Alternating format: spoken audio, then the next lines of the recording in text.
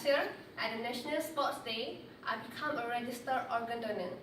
It happened when I was approached by a doctor from NTRC, which is National Transplant Resource Center from Hospital Kuala Lumpur, who told me about the organ donation.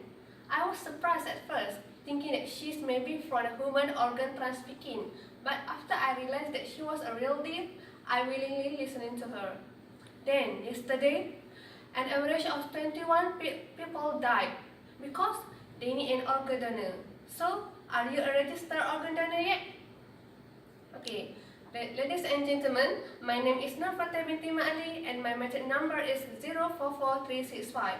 Today, I'm standing here to persuade you to donate your organs and tissues when you die and to act upon your decision to donate.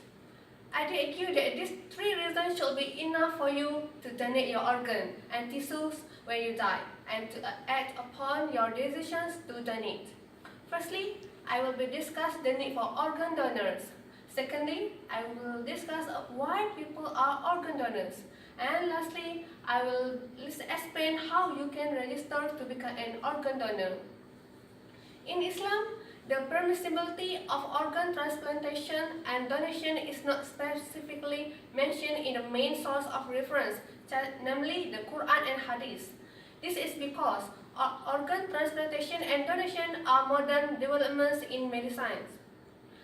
Nevertheless, Islamic scholars have discussed these developments since the 1950s. I will start by discussing the need for organ donors. It is not new in Malaysia as a treatment method that has been accepted in our country and our society.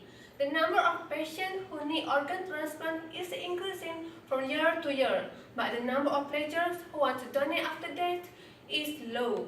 In 1999, the organ donor card was launched as an indication of a person's registration as an organ donor. Until now, it is estimated that over 126,000 donors has been recorded in the National Transplant Resource Center. This number is very low compared to the population of approximately 27 million people in this country. My second point is I will discuss why people choose to become an organ donor. Donating organs isn't just saving the next person or person's life, but it is a gift to them and their family that people are truly in need of.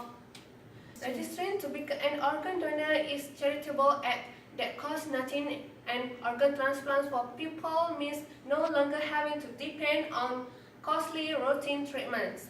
Sometimes, when people choose to donate their organs, it is because they truly take time to think about whether or not they want to donate their organs. They think about life they can potentially save, and just like in the YouTube video sometimes, no just doesn't make sense. Ladies and gentlemen, lastly, I will discuss how to become an organ donor. There are many ways to become an organ donor. There are so many different websites online to register if you want to become an organ donor. The most common website and trustworthy website to register is at the National Transplant Resource Center at www.dermaorgan.gov.my. The website allows you to select specific limitations on what you would like to donate. Another way to donate is to print out and carry a donor card. According to the Ministry of Health, it is a legal document when signed and witnesses. To summarize, I have just presented to you three reasons why you should donate your organs and tissues when you die and to act upon the decision to donate. Thus, becoming an organ donor can be pretty simple and potentially saving a life is wonderful. So, in conclusion, the need is constantly growing for organ donors, and it is very simple to become an organ donor itself. What if the person you know was on a waiting list? I'm going to leave you with a quote from Miles Monroe. The value of life is not on its durations, but in its donations.